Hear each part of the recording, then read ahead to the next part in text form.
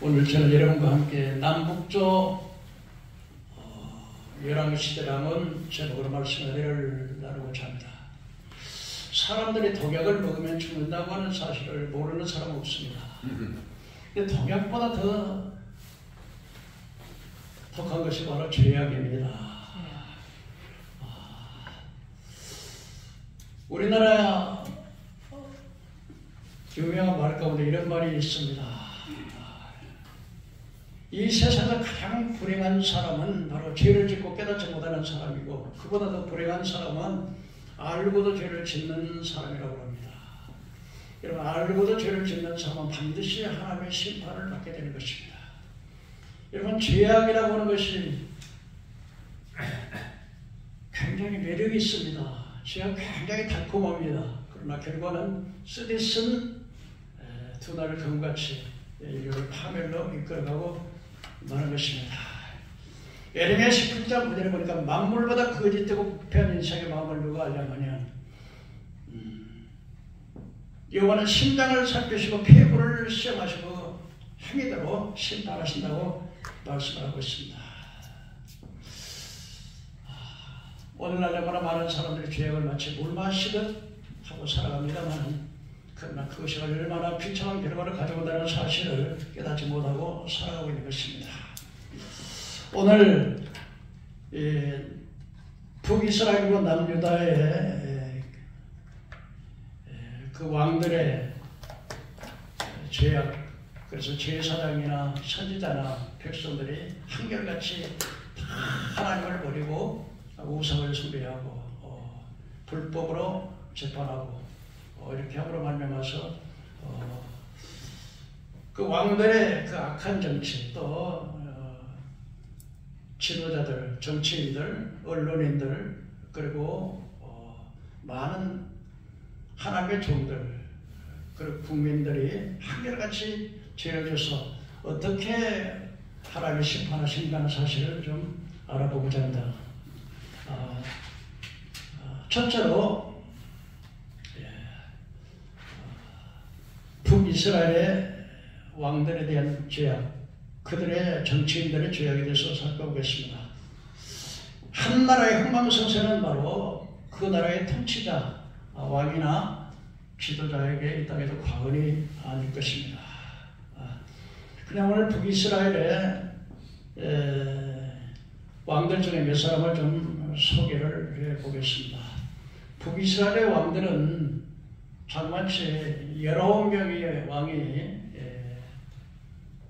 북이스라엘을 이끌었는데, 그 중에 거의 온전한 사람이 하나도 없었습니다. 원래는 이제 북이스라엘과 남유다가 한 민족이었습니다. 그런데 솔로몬 왕이 처음에는 하나님께 일천번의 번제를 드리고 또 하나님의 성전도 지어바치고 믿음으로 살았습니다만, 그러나 훗날 많은 이방 여자들, 우상숭배의 여자들, 애굽이나 모압이나 암몬이나 시돈이나 두로나 헷이나 이런 여인들을 따라가지고 이 여인들이 미혹을 받아가지고 결국은 하나님을 그렇게 잘 섬기던 솔로몬 왕이 그 이방 여자들의 말을 듣고 예루살렘 전역에다가 우상의 신전을 세웠습니다. 하나님은 두 번이나 솔로몬 왕에게 와서 꿈속으로 또 고민하고 회개하라고 했지만은 결국은 회개하지 못했습니다. 그래서 하나님께서는 다윗 왕의 그 솔로몬 아버지 다윗 왕을 생각을 해서 솔로몬 왕 때는 그 나라를 분열시키지 못했지만은 솔로몬 아들이 솔로몬이 죽은 후에는 이제 그 한민족이었는데, 우리나라처럼 남한과 북한이 한민족이었는데 이렇게 분열을 해가지고서 북이스라엘은 BC 722년에 아시리아 나라에 망하고 아예 그냥 나라가 없어져 버렸습니다. 그리고 남유다는 BC 586년에 바벨론의 1차, 2차, 3차 포로를 해서 하나님의 성전이 불타고 남유다 역시 망하게 되었습니다. 첫째로 오늘 생각해 볼 사람은 북이스라엘 왕국의 왕들의 죄악에 대해 좀 생각해 보겠습니다. 솔로몬 왕이 있었을 때 이 여로보암이라고 하는 사람이 결국은 이제 솔로몬 왕을 피해가지고 애굽으로 피해 있다가 솔로몬 왕이 죽자 돌아왔습니다. 돌아왔을 때 솔로몬 왕의 아들 르호보암이라고 하는 아들이 왕이 있었었는데 여로보암이 돌아와서 모든 백성들을 다 데리고 와서 르호보암에게 솔로몬 왕 아들에게 말을 했습니다. 왕이시여, 부왕 때 너무나 우리를 무겁게 하고 멍에를 무겁게 하고 또 짐을 무겁게 짊어지고 그랬으니 이제 우리에게 그 짐과 멍에를 좀 가볍게 해주시오. 그렇게 백성들을 데리고 와서 이야기를 했습니다. 그런데 그 르호보암이 그러면은 3일 후에 오시오. 내가 그때 대답을 해드리겠습니다. 백성들이 갔다가 3일 후에 왔습니다. 그런데 이 르호보암이 이제 자기 아버지 부왕 때 있었던 선지자들, 신하들을 나이 많으신 신하들에게 물었습니다. 이 여로보암이 와서 여차 와서 백성들이 이렇게 말하는데 어떻게 대답을 해야 되겠습니까? 그랬더니 신하들이 이렇게 말했습니다. 왕이시여, 선한 말을 하십시오. 그러면 왕이 그들의 영원히 왕의 종들이 될 것입니다. 그런데 이 르호보암이 또 젊은 시대, 자기가 살아왔던 젊은 세대 사람들에게 다 물었습니다. 와서 이 여로보암이 16살 이야기를 하는데 어떻게 대답을 해야 되느냐 했더니 젊은 이 신하들이 말하기를 부왕 때는 짐을 무겁게 하고 무게를 아주 무겁게 했는데 나는 다 무게를 무겁게 하고 짐을 다 무겁게 하고 내 새끼손가락이 우리 아버지의 허리보다 굵으니까 아버지는 채찍으로 내를 다스렸다면 나는 정갈로 다스리겠다. 이렇게 악한 말을 했습니다. 근데 백성들이 야, 우리가 다윗에게 무슨 업이 있겠느냐 그러고서 전부 돌아와가지고 여로보암이 북이스라엘이라고 하는 10지파를 떼가 12지파인데 10지파를 떼어서 북이스라엘로 하고 나머지 남유다는 유다와 베냐민 2지파만 남아가지고서 남과 북이 분열이 되게 되었습니다. 첫 번째 북이스라엘 왕은 바로 여로보암 왕이었는데 여로보암 왕은 바로 솔로몬 왕의 아들이었는데 이 사람이 결국은 백성들에게 악한 말을 해가지고서 남북이 분열됐다고 하는 사실. 그 다음에 오므리라고 하는 이스라엘 왕은 아주 이스라엘에서 막강한 권력을 가지고 있었었는데 그들이 아합을 이세벨과 결혼을 주장을 했습니다. 이때부터 이 오므리 가족은 그 후손들이 철저하게 하나님 앞에 아주 악을 행함으로 말미암아서 그 집안이 멸문 집안이 되게 되는데요. 그 오므리 아들이 바로 아합 왕이 아합은 이스라엘 7대 북왕 이스라엘 왕으로서 가장 악한 왕으로 BC 878에서 874년 12년 동안 이스라엘의 왕으로 통치했었는데 이 사람이 바로 아합은 원래 이 아합 왕이라고 하는 사람이 그렇게 성격이 아주 잔인한 사람 아니에요. 그런데 그 부인을 베르게 공주 이세벨이라고 하는 그 우상 숭배하는 아합 왕의 그 이세벨의 아버지도 바알 신하의 신하였습니다. 그러니까 이 결혼을 할 때 이 아합의 왕 부인 이세벨이 그 이방 선지자들 바알의 선지자 450명 그 다음에 아세라 선지자 400명 850명을 데리고 와서 이스라엘 하나님을 섬기는 백성인데 이 우상의 선지자를 데리고 와서 이스라엘 선지자를 다 죽였습니다. 그때 엘리야가 말하듯이 나만 혼자 남았다 그러지 않습니까? 그만큼 하나님의 선지자를 죽이고 대신에 이 이방 선지자 바알과 아세라 선지자로 그렇게 예루살렘 전역을 우상 숭배의 곳으로 만들었습니다. 그러니까 정말 이 여자가 얼마나 중요하고 또 부인의 신앙이 얼마나 중요한가 하는 사실을 볼 수가 있게 되겠습니다.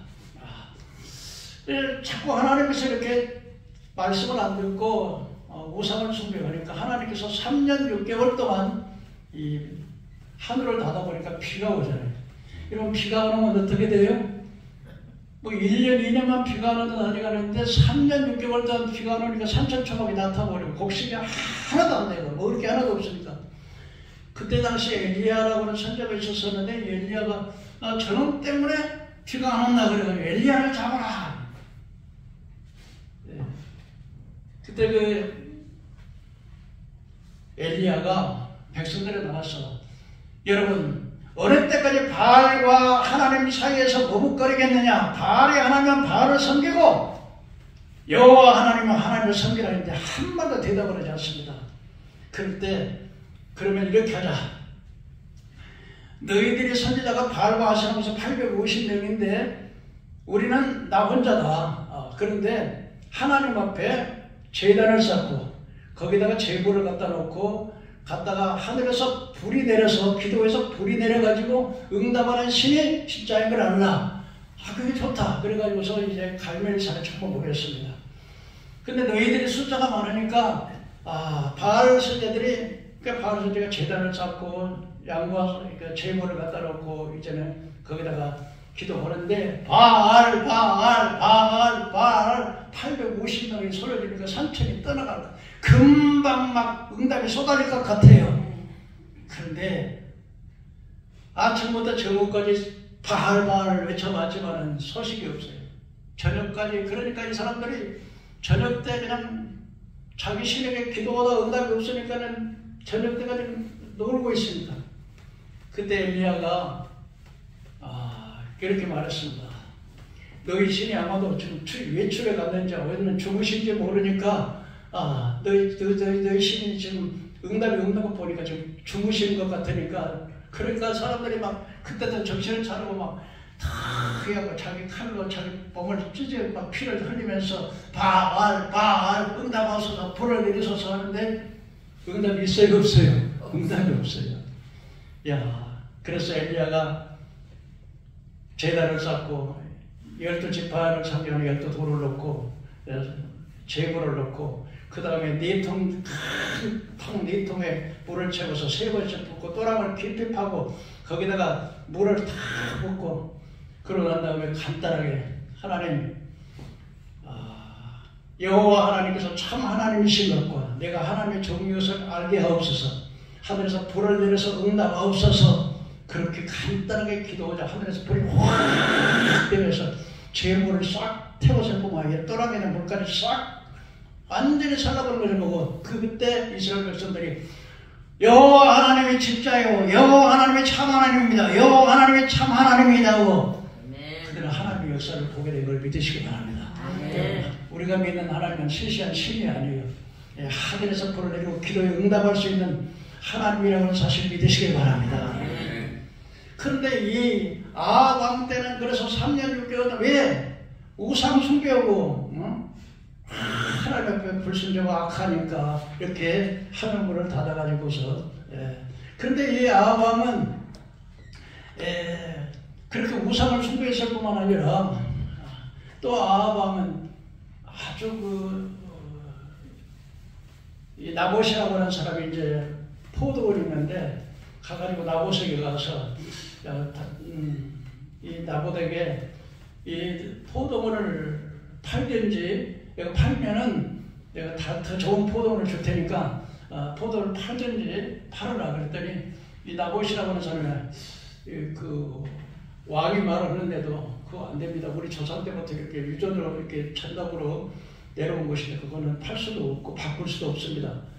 그랬더니 왕이 이제 자기 말이 안 되니까 이제 기분이 상해가지고 이렇게 그렇지만 있으니까 이세벨 부인이 가만히 보니까는 근심이 꽉 들어. 이 당신 왜 그렇게 왕이 돼가지고 이렇게 맥 빠져가고 있으냐 했더니 저 나봇이라고 하는 사람이 포도를 팔든지 바꾸라고 하는데 그때 말을 안 들어준다고 그랬더니 아니 당신이 그래도 이스라엘 왕이겠습니까? 그까짓 거 그냥 내게 맡기시오. 그래가지고는 나봇의 그 있는 장로들과 제사장을 불러가지고서는 이제 그 나봇을 갖다 세워놓고는 그 사람들에게 거짓 증인들을 세우고 나서 이 사람이 왕을 저주했다. 그래가 돌을 때려서 죽였어요. 그 나봇의 선량한 사람의 피가 흘렸는데 그때 엘리야가 말했습니다. 야합의 집을 하나님이 멸문시키겠다. 그래서 성읍에서 죽는 사람은 개가 그 시체를 먹을 것이고 들에서 죽은 새들이 와서 그 시체를 먹을 것이라고. 그렇게 악했는데 이 아합 왕이 결국은 길앗 나봇에 가서 남유다 여호사밧을 꼬셔가지고서 우리가 저 길앗 나봇이 우리 땅인데 우리 같이 전쟁에 나갔다. 그랬더니 이 여호사밧 왕이 당신의 백성이 내 백성이고 당신 나라가 내는데 나 전쟁에 참여하겠어. 그렇지만은 확인할 게 있어. 그래도 하나님 선지자에게 물어봐야 되지 않겠습니까? 그래서 400인을 갖다 선지자를 불렀는데 선지자를 전부 다 400인이 그냥 나가서 싸우십시오. 막 뿔을 만들어가지고 차를 만들어가지고 이렇게 적을 갖다가 이렇게 선별할 것입니다. 근데 참 선지자 미가야는 내가 보니까 백성들이 다 흩어지고 그랬더니 여호사밧 왕에게 이게 왕이 저 보십시오. 저놈은 평생에 내게 선한 예언은 하고 한낱 길한 불길한 예언만 한다고. 결국은 이제 그 선지자의 말, 미가야 참 선지자의 말을 안 듣고 거짓 선지자 400인의 말을 듣고 가다가 길라 나못에 갔는데 남유다 왕은 이제 왕복을 입고 자기는 변장을 해가지고 이제 일반 사람처럼 이제 왕복을 안 입고 가는데 저게 장수가 명령을 하기를 딴 사람들 말하지 말고 저 왕만 집중적으로 공격하라. 그러니까 여호사밧 왕은 남유다 여호사밧 왕만 왕복을 입었으니까 여호사밧 왕으로 막 전부 공격을 하니까 여호사밧 왕이 남유다 왕이 소리를 내서 나는 이스라엘 왕이 아닙니다. 그랬더니 그 쫓기를 붙이고는 어떤 사람 우연하게 화살을 딱 쐈는데 누가 맞았을까요? 왕이 맞은 거예요. 그리고 죽었어요. 왕이 맞으니까 전투가 막 치열하니까 움직이지 못하다가 저녁이 돼서 결국 죽었는데 그 마차에서 피가 묻은 그 피에서 그 연못에다 씻어서 엘리야가 말한 대로 나봇의 피를 흘리는 그 피가 저기 씻어질 건데 그 마차에 묻은 피를 씻어보라 그 엘리야 예언이 그대로 올라가는 걸. 그러고 난 다음에 이제는 하나님께서 그 아합 왕의 악한 집안을 멸하기 위해서 에후라고 하는 사람을 길벌보서 왕을 세웠는데 이 에후가 가가지고서 이스라엘 사람들 전부 불러 모았습니다. 제사장, 바알 제사장, 선지자 그리고 백성들. 그래서 사람들을 보내가지고 한 사람도 빠지 못하게 이제는 나는 아합 왕은 바알을 섬겼지만 나는 더 바알을 섬길 것이다. 그래가지고 막 전부 불러 모았어요. 그러니까 바알의 제사장, 선지자 그리고 바알을 섬기는 신자들 전부 다 모였어요. 그때 에후가 옷은 저기 바알 선지자의 옷은 전부 다 예복을 입혀라. 이 백성들과 구별하기 위해서. 왜 그렇게 에후가 그렇게 했냐면요. 전부 다 모아가지고는 그래가지고서 그 바알을 섬겼던 제사장, 선지자 그리고 바알을 섬기는 그 일반 백성들을 바알 사람들, 예복 입은 사람들을 전부 죽였는데 80명을 전부 다 돌을 쳐 죽였습니다. 하나님의 심판이 임하는 것이죠. 그리고 또 나가서 아합의 왕자들만 70명의 왕자들이 있었는데 70명의 왕자들을 전부 다 죽였습니다. 왜? 하나님을 배신하고 죄악을 짓는 그런 걸 하나님을 그렇게 심판하시는 거예요. 그리고 이제는 이스라엘이 아니고 이스라엘 땅에 내려갔는데 이 아합의 부인 이세벨이라고 여자, 그때는 머리를 꾸미고 눈을 그리고 화장을 하고 있었어요. 한 3층쯤에 있었던가 봐요. 그랬더니 이제 아합이 그 애우가 가니까 야, 너희 주인을 죽인 놈이 오느냐 그랬더니 거기서 애우가 했는데 나한테 우리 편이 된 사람만 말하라. 그랬더니 그 이세벨의 추종들은 넷이, 그니까 임금의 그 넷이들 있잖아요. 그 이세벨을 집어 던졌습니다. 그 높은 데서 집어 던지니까 땅에서 떨어져가 머리가 깨지고 그래가지고서는 개들이 그 시체를 뜯어먹어가지고 이 머리하고 해골하고 이 손발, 발하고 손만 남는 이렇게 해서 결국적으로 그 아합의 그 악한 왕이 하나로 그렇게 심판을 받았던 사실을 또 보게 되고요. 그래서 하나 좀 소개를 해보겠는데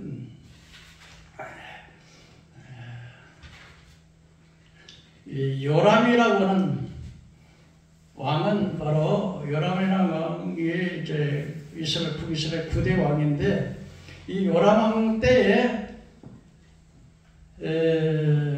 그 아람의 군대가 이스라엘을 침략해 왔었습니다.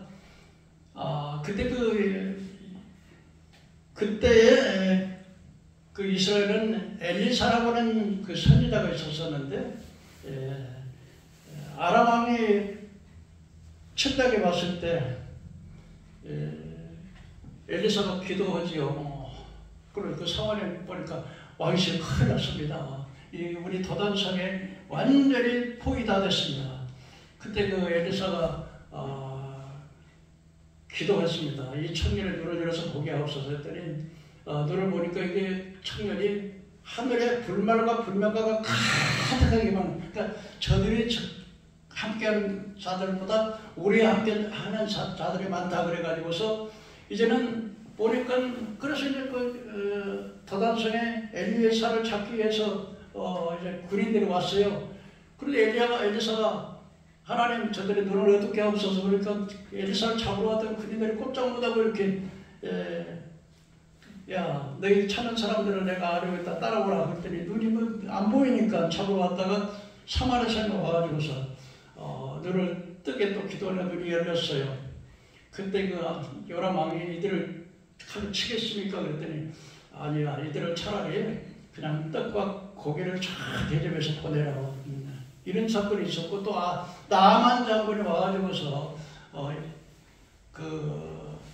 요단강에서 7번 몸을 씻어서 깨끗함을 받았던 사건이 바로 요람 왕 때 있었던 사건입니다.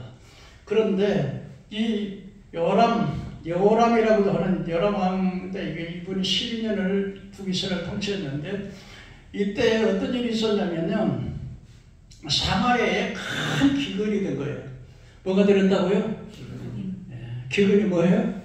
흉년이죠. 그래서 그때 이 아람 왕 베나닷이 온 군대를 모으고서 사마리아 성을 포위를 했어요. 그러니까 옛날에는 그 나라들이 이렇게 성을 쌓아요. 이렇게. 그럼 성 안에 들어가 있으면 이제 적진을 피하기 위해서 성 안에다가 거기서 밥도 해 먹고 생활도 하고 이렇게 성을 쌓아서 땅에 둘러싸고. 근데 사마리아 성을 이 아람 왕 베나닷이 이제 침략을 해가지고 포위를 한 거예요. 그러니까 성 안에서는 포위하니까 밖에를 못 나가니까 양식이 다 떨어질 거 아니에요. 뭐가 떨어져요? 양식이 다 떨어져요. 그러니까 양식이 떨어지니까 고양이도 잡아먹고 쥐도 잡아먹고 말도 다 잡아먹고 다 먹을 게 없으니까.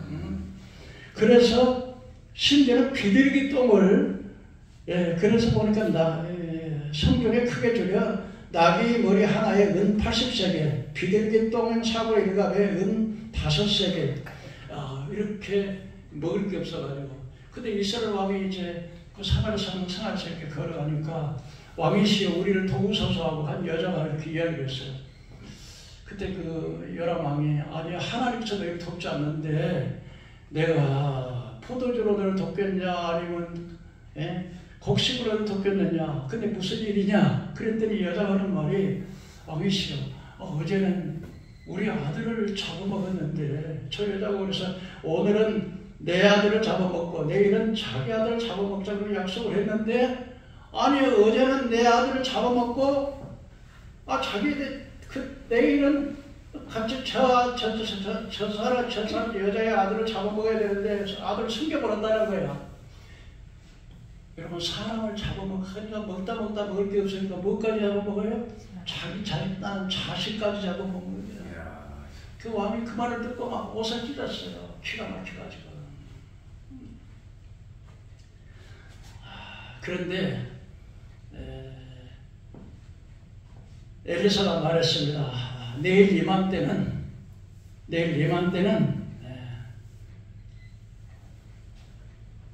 모든 양식이 하늘에 비처럼 내려가지고 문제가 해결될 것이다 그랬더니 이스라엘 장군이 아니 하늘에다 창을 내면 그런 일이 있겠습니까? 그랬더니 그 엘리사가 말해요. 너는 보기는 보아도 먹지는 못할 것이다. 그러니까 내일 이맘때는 이제 그렇게 줄였던 예루살렘 성에 문제가 해결된다는 거예요. 양식이 쏟아진다니까 하늘에 창을 내면 그런 일이 있겠냐고. 그런데 너는 보기는 보도 믿지 않기 때문에 먹지는 못할 것이다. 근데 예루살렘 성이 이렇게 포위가 됐어요. 포위가 돼가지고 나가지 못하는데 근데 밖에 네 문둥이가 있었어요. 뭐가 있었다고요?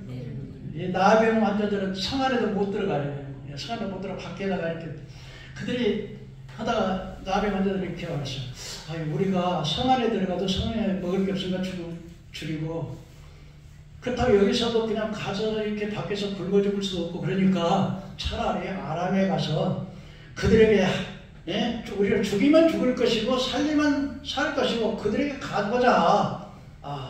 그러니까 네 문둥이가 이제는 아람의 진을 타면서 그 군대 진영축을 착착 가는데 하나님께서 이 네 문둥이의 발소리를 애굽에 막 100만 군대가 막 침략해 오는 소리를 들리는 거예요. 막 이렇게 발소리가 아니라 막 군대 말자국도를 막 들리니까 근데 아람 사람들이 우와 이게 저 이스라엘 왕이 애굽 사람들에다 사가지고서 100만 군대가 온다고 해서 막 참 도망가 버려. 그러니까 금, 은, 막 보석, 막 먹을 것도 막 고기 막 그런데 내 본들들이 그걸 보니까 막 금도 취하고 보석도 취하고 막 떡도 먹고 하다 보니까 야 우리만 먹을 게 아니라 이거 하나님 앞에 벌 받겠다. 저 성 안에도 알려야 되지 않겠냐. 그래서 성에 가서 보니까 이것이 우리가 가서 보니까 저들은 다 도망가고 막 혹시 먹을 게 가득 있습니다. 그랬더니 왕이 혹시 그것들 이렇게 우리를 잡으려고 헌지 모르니까 날 다섯 피가 있으니까 한번 정탐을 해보라. 장부들 가면 정탐이 사실이거든요. 그래가지고서는 이제 그냥 막 먹을 것이 막 많으니까 그러니까 그 장관이 하늘에서 창을 맨들 그런 일이 있었겠냐니까 사람들이 발해가지고 그냥 죽고 그러니까 보기는 못해. 근데 하나님께서는 왜 이 기근 때에 누구를 통해서 구원 역사를 베풀어요? 세상에 버려진 네 문둥이를 통해서 하나님이. 그래서 고린도전서 1장에 보면은 너희 중에 문벌 좋은 자가 많지 않고 지혜로운 자가 많지 않고 야간 자를 들어서 강한 자를 부끄럽게 하시고 미련한 자를 들어서 지혜로운 자를 부끄럽게 천한 것들과 멸시받는 것들과 언어를 통해서 있는 것을 부끄럽게 하시나니 이는 아무리 미쳐도 하나님의 자랑지 못하고 하나님께서는 가장 보잘것없고 나약하고 힘없고 세상에다가 쓸모없다고 하는 그런 사람을 통해서 하나님 역사하는 거예요. 잘나고 똑똑하고 많이 배우고 권력 있는 사람들은 한참 사람 능력이 있으니까 지능력으로 했겠지만은 좀 부족한 사람이 하면 저 사람이 하는 게 아니라 저 사람을 통해서 하나님의 신하는 것에서 하나님의 영광이 드러나기 때문에 이렇게 약한 자를 쓰인다는 사실. 그래서 이스라엘을 이렇게 아주 계속해서 이 악을 행함으로 그래서 북이스라엘은 19대까지 갑니다. 근데 호세아라고 하는 이 호세아는 선지자 이름도 있지만 마지막 왕이 북이스라엘 왕 호세아 왕이 BC 720년 그러니까 예수님 오시기 720년 전에 이 아시리아라고 하는 강대한 나라가 그때 요담왕 때 하나님께서 이스라엘 자꾸 범죄하니까 강대한 북쪽에 아시리아 나라를 강성하게 만들어가지고요. 그러니까 하나님께서는요, 하나님 말씀 안 드리면 대적들을 붙여가지고 심판하시고. 근데 우리가 여기서 깨달아야 되는 것은 이스라엘의 아합 왕 때에 3년 6개월 동안 그 하나님의 심판을 받았으면 깨달아야 되는데 다 거명하니까 그 다음에는 어떤 벌이 와요? 여러분, 기근이 와서 3년 반 동안 비가 오지 않아서 기근이 왔는데도 붙는데 그래도 말을 안 들으니까 하나님 뭐예요? 여러분, 학교에서 선생님이 애들 떠들면 야, 떠들지 마, 시끄러! 그래도 안 들으면 심판을 떠들래. 그래도 안 되면 어때? 나와! 해처리거든. 그래도 안 되면 장악시키잖아요. 하나님께서도요, 점진적으로 불순종하고 말씀 안 듣고 믿음 생활 제대로 안 하면 하나님의 매를 때리시는데 어떻게 해요? 점점 하나님의 매를 때리는데 어디까지 때려요? 자기 자신을 잡아먹는데 그래도 못 깨달아. 그래도. 그러니까 나라가 망하는 거예요. 두 번째로요, 남유다 왕국에서 남유다 왕의 느호보암은 아까도 말했다시피 악한 말을 해가지고 남북이 분열되는 이런 역사가 있었죠. 이때 느호보암, 이때 아비암이라고 하는 사람이요, 북왕국의 남유다의 아비암이 겨우 이제 3년 동안 이렇게 왕위에 있다가 사악한 우상숭배를 해서, 그러나 하나님이 다윗을 생각해서 아주 망하기는 안 하겠는데 5대 왕의 여호람이었고요. 이 5대 왕 여호람은 6 형제가 있는데 6 형제를 다 칼로 자기 형제를 죽이고 블레셋과 아라비아 사람의 공격을 받아서 이렇게 패했습니다. 8대 왕 요아스라고 하는 사람인데 이 요아스라고 하는 사람은 아달랴라가 아주 그 아시아 왕의 그 부인이었, 그 아시아 왕의 어머니였던 그 아달랴가 아시아 왕이 죽자 자기가 유대인들의 왕자들을, 그러니까 자기 손자들을, 자기 그 조카들, 자기 조카들에서 자기가 왕권을 영원히 유지하기 위해서 이 아달랴라고 하는 이 여자가 유혈소청으로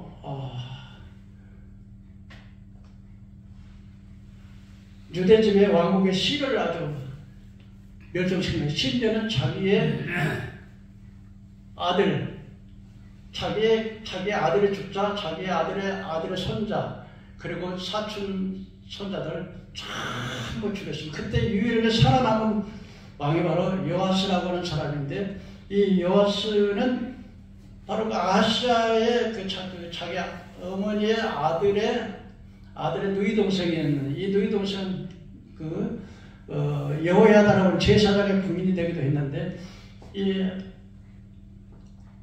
여호사밧이라고 하는 그 아시아 왕의 누이 동생이 그 요아스를 그 유부와 함께 몰래 빼돌려가지고 다 유일하게 아주 유혈난전할 때 아달랴가 그 여자가 해가지고 정권을 잡아가지고 전부 다 참고 죽일 때 유일하게 살아남은 그 왕이 살아남은 사람이 요아스인데, 이 요아스가 결국 이게 숨겼다, 아달랴라고 하는 대제사장이 그걸 숨겼다가 나중에는 결국 이 아달랴라고 하는 이 여왕을 폐위시키고 이 여왕은 이제 자살해 죽었는데요, 폐위시키고 이제 살아남았습니다. 근데 그래서 이 요아스가 처음에는 여호야다라고 하는 제사장이 있었을 때는 그래도 성전도 이렇게 제거도 하고 수리도 하고 그랬어요.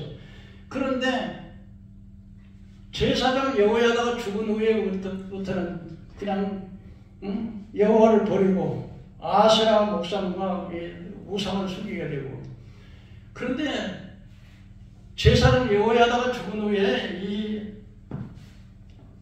요아스라고 하는 왕은 제사장의 은혜를 입었어요. 유일하게 그 유혈에서 혁명이가 다 죽일 때 자기만 살아남는 그 하나님의 은혜를 생각하지 못하고 또 자기를 지켜가지고서 왕을 삼아줬던 그 제사장의 아들들을 전부 다 죽였어요.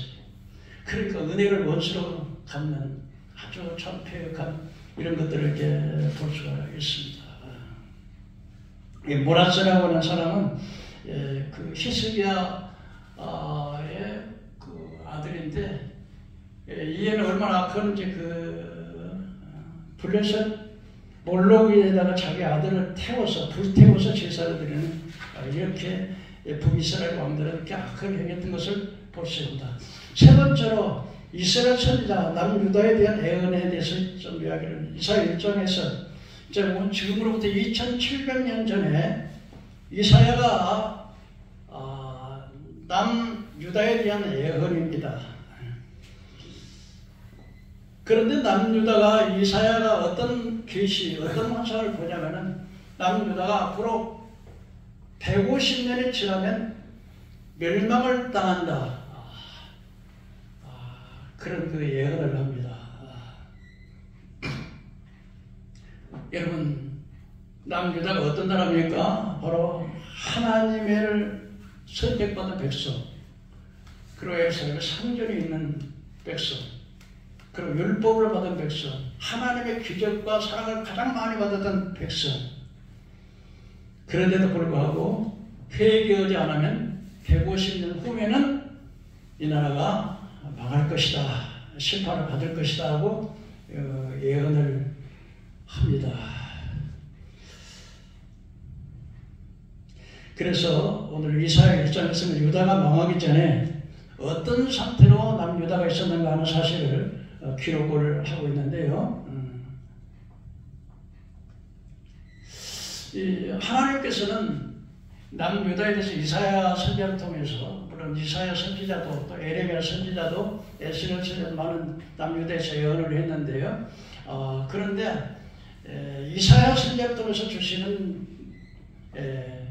이사야 선지자는 바로 그 북이스라엘의 망하기 한 5년 전에 살았던 사람인데요.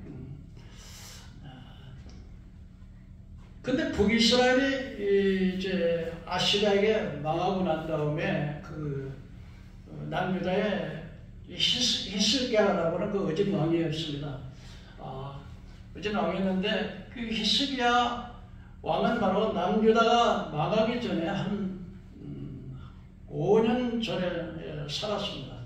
근데 자기가 살았을 때 그 자기의 동족이 있던 북이스라엘에 망하는 것을 보고 어떻게 하든지 이 남유다를 그 다윗의 왕조를 살려야 되겠다고 하는 그런 생각으로 참 하나님 앞에 애를 많이 쓰지만 다 백성들이 타락을 해가지고 결국은 망하게 되는데요. 그래서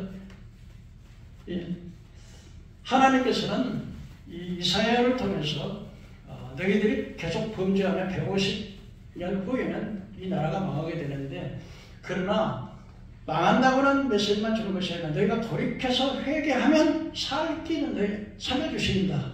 너희가 정말 망하지 않고 살려면 하나님께 회개하라. 이렇게 회개의 메시지도 전해줍니다. 그러나 그들은 결국은 하나님 앞에 끝까지 불순종하고 결국 바빌론 나라에게 망하게 되는데요. 4절에 보면 이렇게 말합니다. 이사야 1장 4절에 슬프다 범죄한 나라요, 허물진 백성이요, 행악의 종자요, 행위가 부패한 자식이로다. 그들은 여호와를 버리며 이스라엘 거룩하신 일을 만일에 여기에 멀리 물러갔도다. 우상숭배에 빠졌습니다. 솔로몬 서부에 단일왕국의 북왕국 이스라엘과 남유다 갈라지게 됐는데, 북왕국 이스라엘의 여로보암이 등장을 하게 됩니다. 그는 단과 베델에 금송아지 우상을 세웠습니다. 여로보암의 단과 베델에 금송아지 세운 이야기는 북이스라엘의 초대왕 여로보암이 단과 베델에 금송아지를 세운 것은 이스라엘 나라나 예루살렘에서 1년에 한 번씩 유월절을 지켜요. 그런데 남북이 분열되고 난 다음에 북이스라엘 10지파의 왕이 된 왕은 이제 예루살렘에 유월절 되면 예루살렘에 내려가지 못하도록 하기 위해서 단과 베델에 금송아지 우상을 세운 겁니다. 왜냐하면 이 우상을 안 세워놓으면은 북이스라엘 백성들이 남으로 가서 느호보암에게 마음을 뺏겨가지고서 자기가 그 북이스라엘 사람들이 남쪽으로 기울어져서 자기 반역이 될 것 같으니까 그걸 방지하기 위해서 거기서 이제 그 금송아지를 단과 베델에 세운 것. 이것이 초대 북이스라엘 왕으로부터 이제 망할 때 19대 왕조까지 계속해서 이렇게 그 우상숭배에 빠지게 되는데요. 그때 북왕국 이스라엘 아시리아 군대에 침해하여 BC 722년에 나라가 없어집니다. 한 나라가 있다가 두 나라로 갈라졌다가 반쪽의 나라가 돼서 마치 우리나라처럼 6.25 사회 때 갈라진 것처럼 이러한 때 히스기야가 남유다 왕으로 등장하는데 북이스라엘 망하기 5년에서 한 6년 전에 유다의 왕이 된 것입니다. 북이스라엘이 망하기 전에 이 히스기야 왕은 남유다의 왕이 되었었는데 그 동족이었던 그 북이스라엘 망하는 것을 보고서 어떻게 언제 이 나라를 살려보려고 하다가 결국은 이제 이스라엘 나라가 망하고 나서 8년 후에 아시리아의 사네립이 유다 왕국을 드디어 그러니까 북이스라엘을 멸망시키고 또다시 그 북이스라엘이 망한 8년이 지난 후에 다시 이제 이 남유다를 공격해 왔습니다. 그때 남유다에 공격해 왔을 때 거의 뭐 예루살렘 성전과 예루살렘 성만 남겨놓은 거기가 아주 그냥 완전히 초토화된 거예요. 북이스라엘을 멸망시켰던 아시리아가 남유다도 북이스라엘이 망한 지 8년 후에 남유다도 이렇게 또 침략을 해가지고서 거의 그래가지고 이게 얼마나 그 상태가 처참했냐면은 마치 이게 여러분 시골에 가면 참외 농사 지을거리고 원두막 세워놓잖아요. 그렇게 집이 남아있다는 것이 다 불타고 원두막처럼 이런 것만 남을 정도로 이렇게 해도 이 남유다가 회개하지 않아. 그래서 결국은 이제 그 바벨론이라고 하는 나라에게 망하게 되는데요.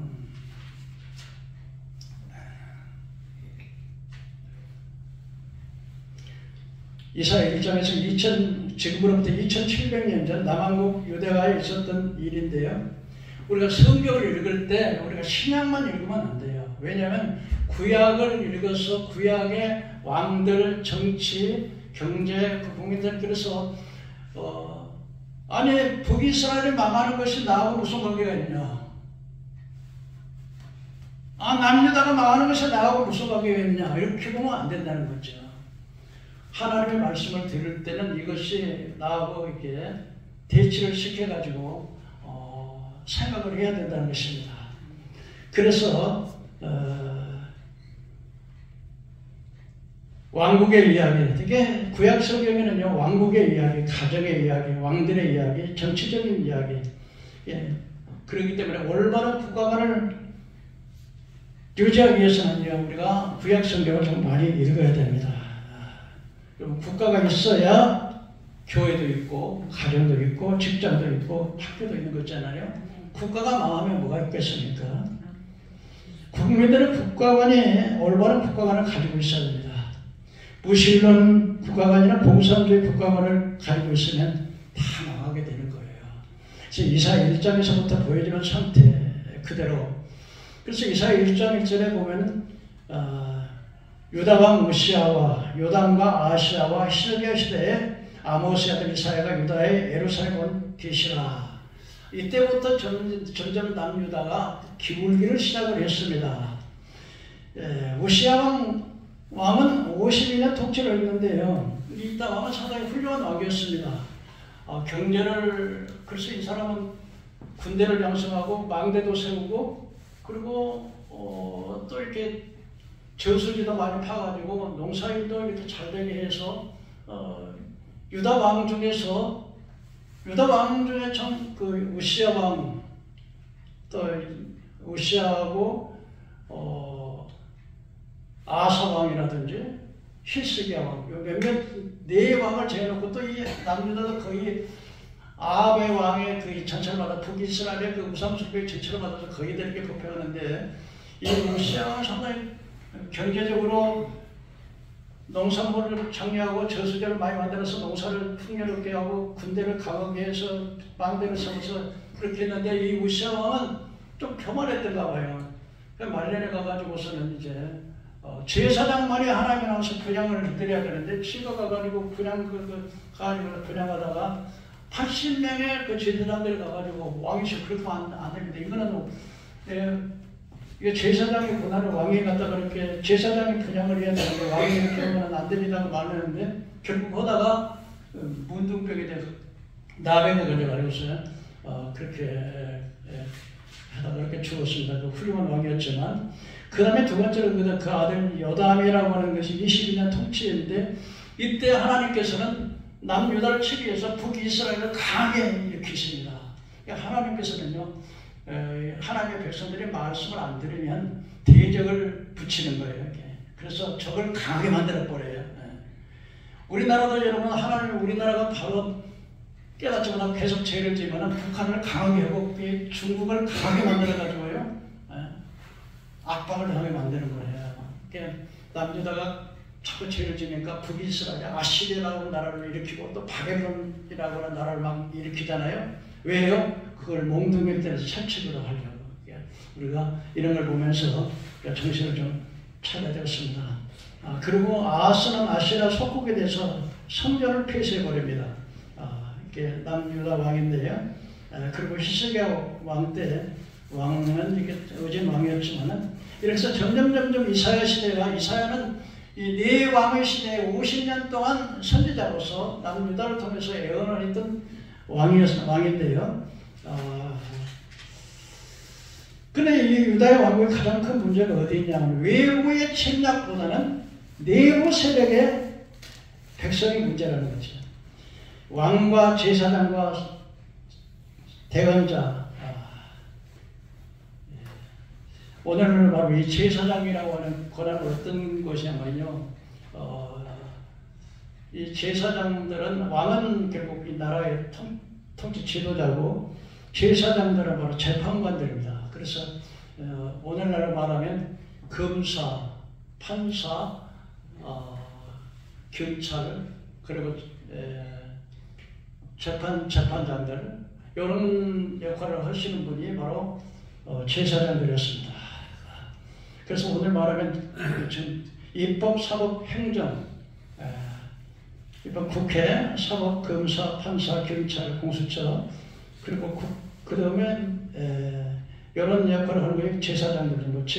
예배도 주관하지만 이런 역할을 하는 당시의 법관들, 권력을 가지고 있는 기관이 바로 제사장들인데 이 사람들은 정의와 공의를 무시하고 오늘날 똑같아요. 남유다가 망하는 현실하고 지금 우리나라의 현실하고 똑같은 거예요.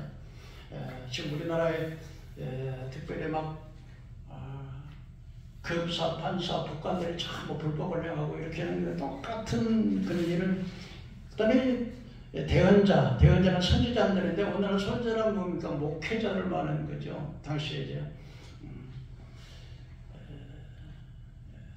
목회자들을 가리켜서는 에스겔 선지자와 에레미야는 뭐라고 말을 하냐면 소경이라는 얘기예요. 소경 앞이 안 보이니까 시대를 구별하지 못하고 또 짓지 못하는 덩어리개라는 거예요. 하나님의 종들이 정치관들이나 백성들이 부패하면 이거 잘못을 지적해서 회개하라고 촉구를 해야 되는데 그냥 평가하다 잘돼 그래도 괜찮아. 그럼 사람 비유만 맞추고 좋은 이야기만 한다 이거죠. 그래서 이것을 갖다 산피라고 그랬어요. 산피. 영어의 대문자로 쓰여져 프리스트 제사장, 프라핏 선지자, 피우플 백성. 그러니까 당시에도 마찬가지예요. 제사장에서 입법, 사법, 행정과 재판을 담당하는 사람들이 공의를 일삼지를 안 해요. 오늘날과 똑같은 게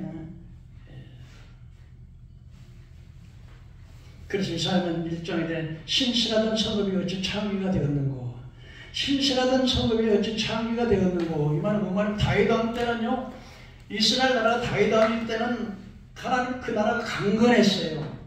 그리고 하나님의 율법을 잘 지켰어요. 하나님의 제사나 예배를 잘 드렸어요. 하나님을 잘 섬겼어요. 그런데 다윗 왕이 나하고 솔로몬 왕 때부터 타락을 해가지고 이제 창기가 됐다는 거예요. 뭐예요? 그러니까 하나님께서 영적으로 기울여 하는데 이 정말 신실하던 성읍이었어요. 하나님의 율법도 잘 지키고 주일도 안식일도 잘 지키고 그리고 이제는 하나님 말씀에 순종도 잘하고 그랬을 때는 아주 그냥 했는데 이게 참회가 됐다는 거예요. 다시 말해 우상숭배에 빠져서 잘 나가던 여자가 이제 그냥 바람기가 나가지고 새서방을 만나려고 타락을 했다는 거예요. 이런 상태가 됐다는 거죠. 그러나 거기 정의가 거기 충만했고 공의가 그 가운데 그거였더니 이 정의라고 하는 말은요 올바른 도리 라틴어로 유스티티아라고 하는 말로 공평으로서 불의를 물리치는 것. 공의는 공정과 정의를 줄인 말인데 인간 사이에 불공정하고 부정한 일들을 없애야 되는 것. 신분의 위치에 따라서 분리 차별을 당하지 않는 상태. 이게 공의와 정의. 그러니까 당시에 제사장들이 오늘날은 법관과 똑같은 역할을 하는데 이들이 정의를 버리고 공의를 버리고 그리고 과와 과부를 신원하지 않아요. 재판관은 공정한 재판을 했는데 당시에 과와 과부는 힘이 없잖아요. 돈 있고 권력 있는 사람들은 완전 억울해. 그러면 재판관의 법관이면은 검사나 판사나 법관이면 억울한 사람들을 정확하게 법에 따라서 억울한 사람들의 원한을 풀어주는 그런 일을 해야 되는데 오히려 과와 과부를 신원하지 않고 오히려 돈 없고 빼없는 사람들은 그냥 무전유죄. 돈만 있으면 유전무죄예요. 돈만 있으면 그냥 죄를 져도 그냥 무죄가 되고 돈이 없으면 죄를 안 졌어도 죄인이 되고 이런 상태가 당시에 남유다의 상태였다는 것이죠. 그리고 고관들이 지금 고관들을 말하면 오늘날로 말하면 국회의원, 검사, 판사, 경찰, 공수처장, 헌법재판소장 이런 사람들이 바로 이 고관들인데 당시 남유다가 딱 그렇게 했다는 거죠. 이렇게 정의와 공의를 일삼지 않고 법을 제대로 집행하지 않냐고 그리고 그냥 돈만 갖다 주면 악한 자는 아무리 죄를 많이 져도 무죄. 아무리 어려워도 돈 없고 빼먹고 하면 그냥 너는 죄인. 이것이 당시에 북이스라엘과 남유다의 권력을 가졌던 이런 검사, 판사 이런 해당에 하는 사람들이 일했다는 것입니다. 과부와 과의 송사를 수려하지 않고 그러니까 이사야가 이 남유다에게 이렇게 탄식합니다. 하나님이 탄식을 해요. 하늘에 들으라 땅에 귀를 기울여라 여호와께서 말씀하시고 내가 자식을 양육하였거늘 그들 나를 거역했다. 슬프다 범죄한 나라요 선한 그 임자를 알고 나귀는 그 주인을 구유를 알건만은 내 백성은 따라오지 못한다. 여러분 그 백성은 감사를 잊어버렸어요. 모든 것이 당연한 줄 생각하고 하나님을 떠나서도 뒤로 물러가고 그들이 여호와를 버리고 이스라엘의 거룩한 일을 많이 이뤘습니다. 그때 당시에 죄악성입니다. 우리 대한민국도 지금 한 50년, 60년 전에 대한민국 10대, 20대, 30대들이요. 많은 사람들이 어떻게 생각하냐면 대한민국 원래부터 잘 사는 나라야, 부강한 나라야 경험을 해보지 못했기 때문에 그렇죠. 대한민국 이렇게 원래부터 잘 사는 나라가 아니었잖아요. 세계에서 가장 못 사는 나라, 두 번째로 못 사는 나라 바로 대한민국이었습니다.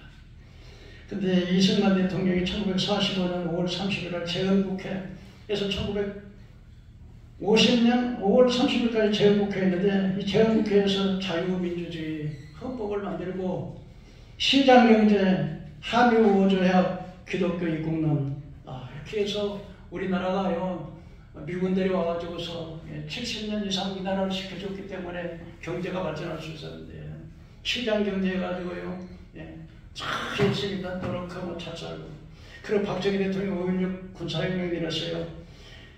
독일 그때 얼마나 가난했냐면 월남에 가서 전쟁터에 가서 돈 벌기 위해서 전쟁 벌이고요. 독일 광부들 간호사들이요.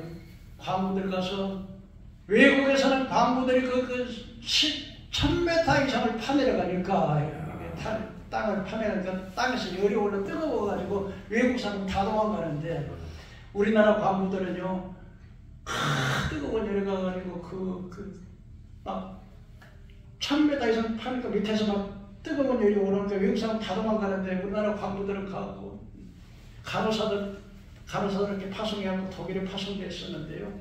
박정희 대통령이 그들을 그 독일에 가가지고 와서 보니까 우리나라 그 광부들이 착하게 타가지고 연설을 하려고 위로하려고 가서 했더니 연설 공문이 써놓은 원고지에 갖다 놓고 얼마나 그 차마 볼 수가 없고 엉엉 울어. 대통령이 엉엉 울고 유경수 여사가 엉엉 울고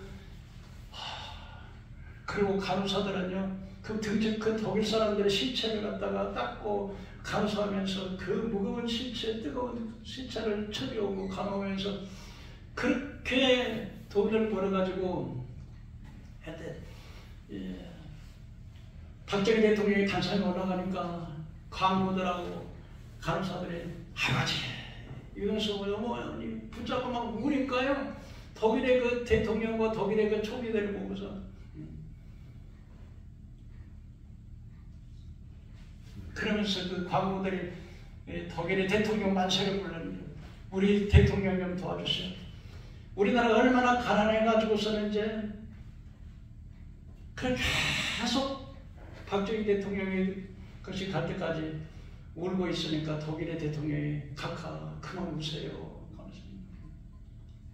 그 광부들과 그냥 그 간호사들이 막 박정희 대통령을 붙잡고 아버지 그러니까 광부들이 그 독일의 대통령 보고 독일의 대통령 만찬을 부르면서 우리에게 무슨 일이든지 다 되니까 우리나라 좀 도와주세요. 우리 박정희 대통령 도와주시라고. 그래가지고 여러분 차관을 그는 3천억 불 차관하는데 보조기 없는데 안 해주려고 그러는데 이 광부들과 이 간호사들의 것이기를 살아기를 좀 해갖고 당번을 잡혀가지고 나중에 해가지고는 독일의 그 대통령 독일 총리가 박정희 대통령이 내가 보니까 대한민국에 와서 보니까 살이 많으니까 살이 많은 집에는 도로를 내야 되는데 도로를 내야 되면 고속도로를 뚫어야 됩니다. 고속도로를 뚫으려면 결국 기름이 있어야 되니까 기름 회사를 해야 됩니다. 또 그 자동차를 만들려면 철판이 있어야 하니까 철판을 만들어야 됩니다. 이렇게 해가지고서 고속도로 긁고 철판 만들고 석유회사 만들고 다 이렇게 해가지고서 오늘날 이 나라가 이렇게 그리고 독일에서 그렇게 3천억 불이라고 하는 차관을 해줘가지고 그러면서 차를 타고서 이제 독일의 시내를 시골을 이렇게 보는데 시골이 너무나 아름답게 잘 정돈돼가지고서 야 농촌을 이렇게 우리나라 농촌을 개발해야 되겠구나. 독일은 도시와 농촌을 차별하지만 안 되겠다. 그래가지고 잘 살아보세요. 잘 살아보세요. 이 시골을 그렇게 해가지고 생활을 얻어 해가지고 이렇게 하는데 우리나라가 이런 은혜를 모른다는 거예요.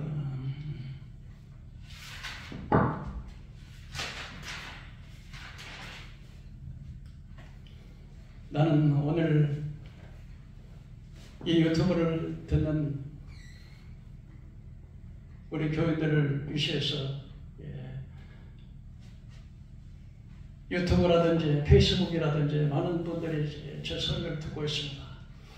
나는 오늘 언론을 맡고 있는 조선일보, 중앙일보, 동아일보 그리고 이제는 우리 헌법재판관들, 검사, 판사, 경찰들에게 정말 호소합니다. 여러분들 우리는 나라를 잃게 되면 공산화되게 되면 제일 먼저 숙청당하는 건 누굽니까? 역사가 증명합니다. 옛날에 박헌영과 이주야 남로당 해가지고서 남한을 전부 공산화하려고 했지만 북한에서 제일 먼저 숙청 대상이 박헌영, 이주야 다 죽였지 않습니까?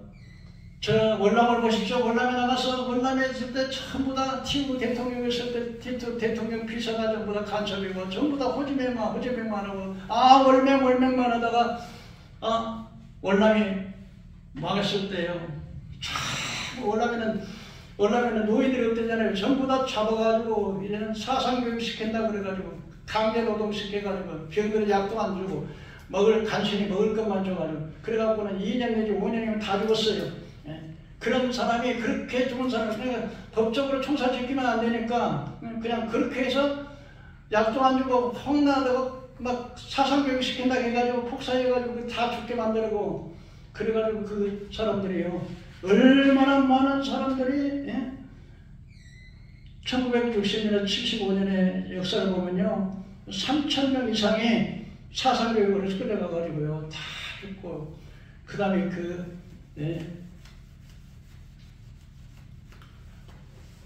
군인들이 연합군하고 민간인 군인들 연합군 추산해서 120만 명이라 그러는데 베트남 정부의 추산은 300만 명이 죽었다는 것입니다.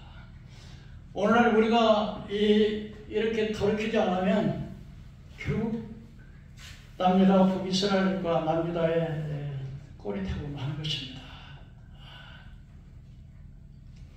말씀을 마치겠습니다. 지금부터 북이스라엘 정치와 남유다의 정치, 왕들 죄악상을 우리가 살펴보았습니다. 남유다의 멸망, 외부적보다도 내부 국민들과 정치인들 부패, 재판장 불법 행압으로 당시 검사, 판사, 공회, 결핍돼 주의 종들이 소경이 없고 지지 못한 통을 일으켰습니다. 그리고 그들은 고아와 과부를 신원하지 않았습니다. 이제 우리 대한민국은 세계적으로 아주 방위산업은 아니라는 세계적인 모든 면에서 선두주자를 달리고 있습니다. 이 나라가 어떻게 하든지 이제는 우리 선배들의 피와 땀과 눈물로 세웠던 이 나라 후손들에게 물려줘야 되지 않겠습니까? 하나님께서는 이 나라를 이제 질투 국가로 세계 제사장 국가로 세워나가는데, 그런 국가가 되기 위해서는 우리가 남유다와 북이스라엘에 타락했던 그때 당시의 정신을 확실히 기억하면서 회개하고 돌이키고 하나님께 돌아와 하나님 중심의 삶을 살아가게 될 때 하나님의 이 땅을 세계 질투 국가로 발전시키는, 그래서 주님 재림 할 때까지 세계를 지배하는 나라가 되어지리라 저는 확신합니다.